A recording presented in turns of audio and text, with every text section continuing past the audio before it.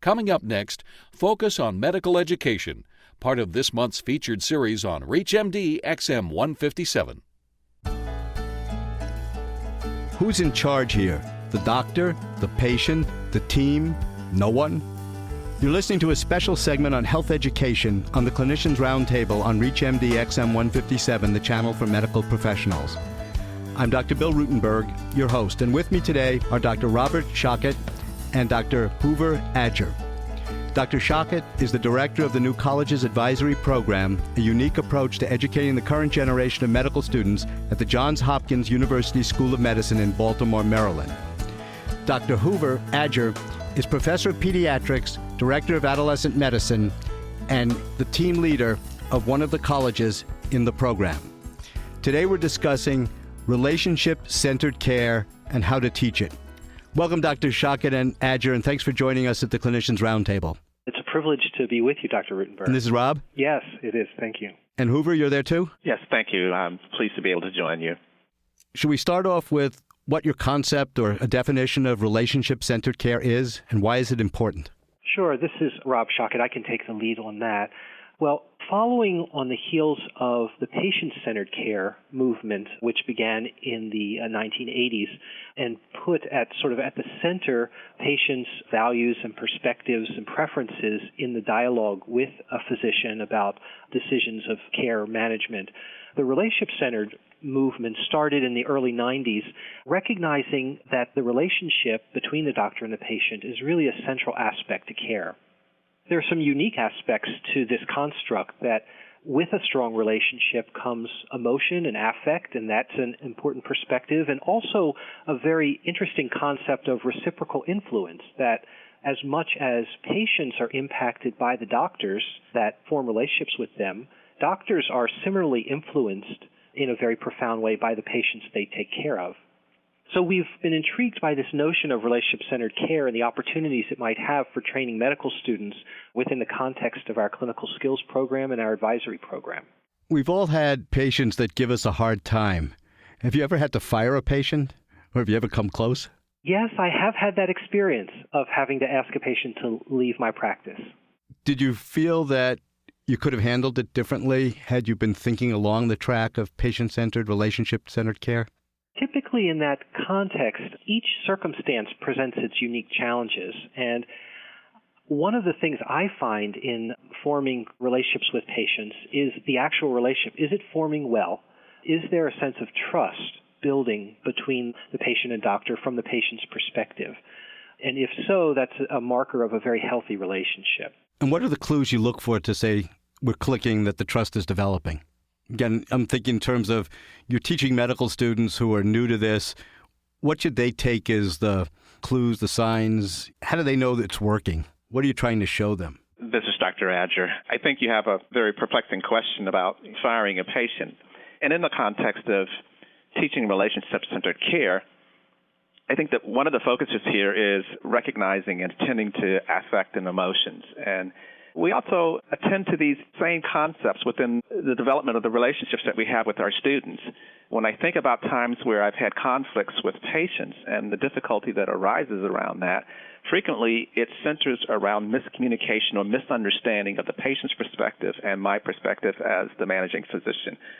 And I think that, one of the lessons that we're attempting to have the students get a better understanding of is how tenuous and how important these relationships are, and what are the components that go into developing relationships, and when there are differences or differences in perception, how one gains a better understanding of that. And there's a very famous book, In Search of Excellence, and there's a statement in there, perception is the only reality. I think that's an important concept to teach. Have you been successful in getting that point across?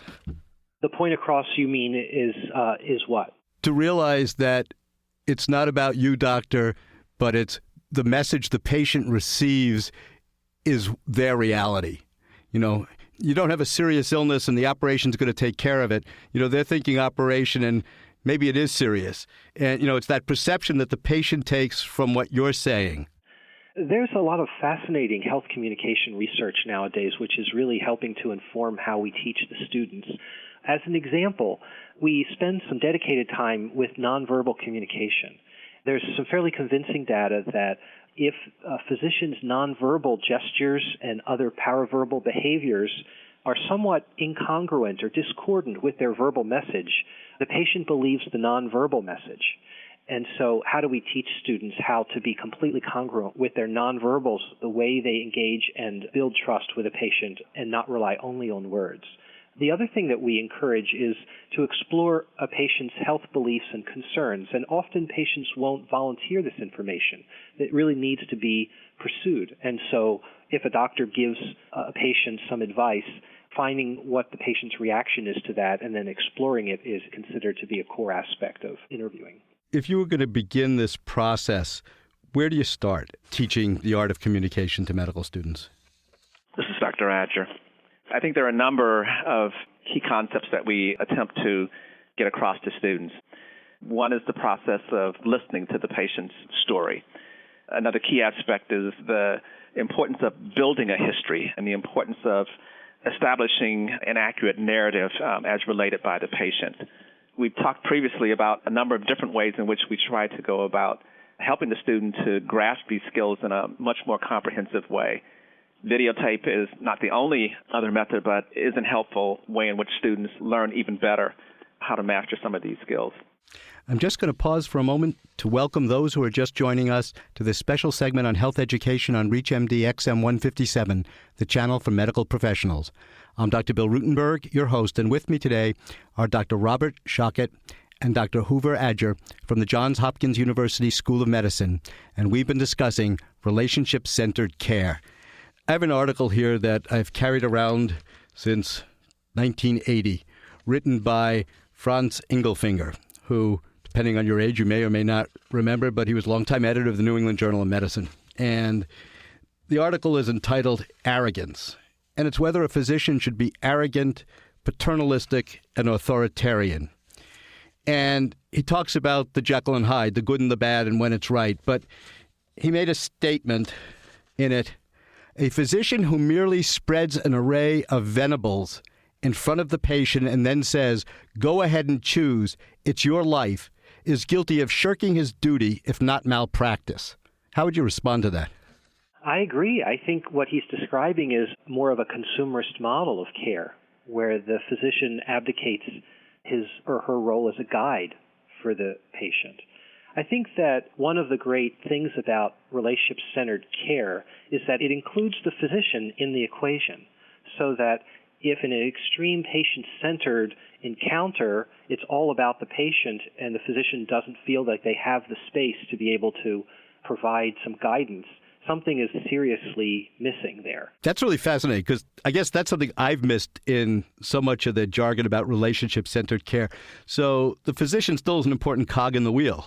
Absolutely. For example, if a patient is saying that they're refusing a form of treatment that's considered standard treatment, where the consequences of their refusal is so obvious to the physician, I think under the relationship-centered paradigm, the physician would need to say, based on a sense of caring for that patient, like, I'm really having a hard time with this idea of you refusing care because I know how effective this can be and how much it can have an impact on your life. Because that's a very genuine physician's reaction to a patient who declines therapy. Dr. Adger, do you feel the same way? I do. Are there some studies that have been done showing impact of patient-centered care? There actually are some very interesting studies that are tied to outcomes, and they're more tied to studying particular communication skills that physicians might do. So this goes back to the late 1980s, actually, where there was some research with diabetics and hypertensive, and they found that when patients were able to convey more negative talk to the physician, in other words, explain what might be going wrong with the treatments, that they were managing themselves, that those patients who reported that their experience of the physicians was more patient-centered and more engaging, that their hemoglobin A1Cs and their blood pressure control was superior to those patients who didn't experience physicians who had a dialogue in that fashion. And Dr. Adger, have you any personal experience in that in your adolescent medicine practice? Well, I think what Dr. Shochet is talking about is very important in terms of both the ability of individuals to be empathic in their relationships with patients, as well as the importance of reflective listening and to really get a sense of how patients are experiencing their illness.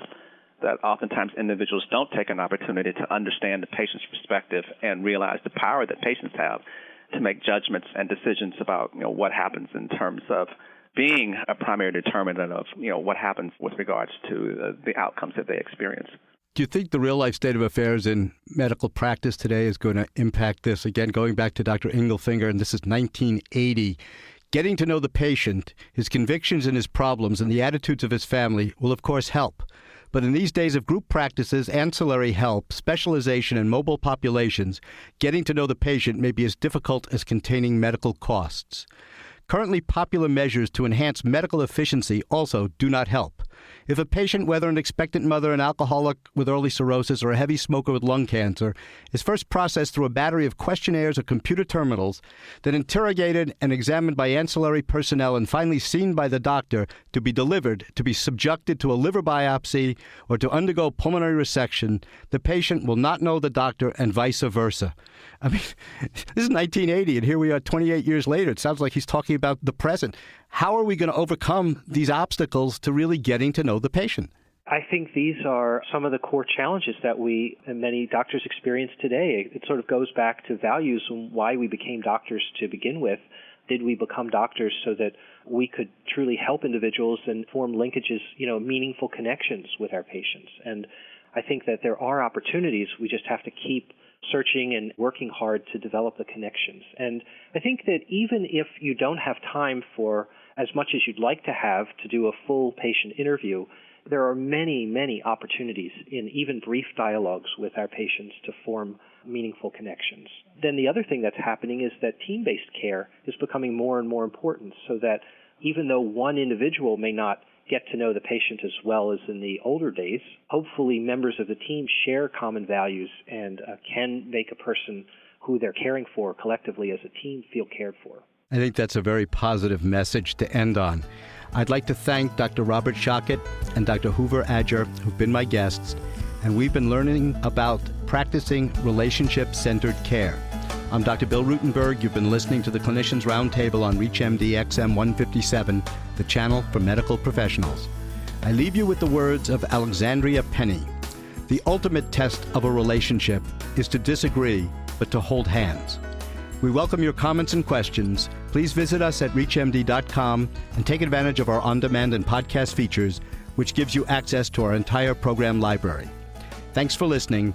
I wish you good day and good health. Tune in each hour for the ReachMD feature series, Focus on Medical Education. We thank you for listening to ReachMD XM 157, the channel for medical professionals.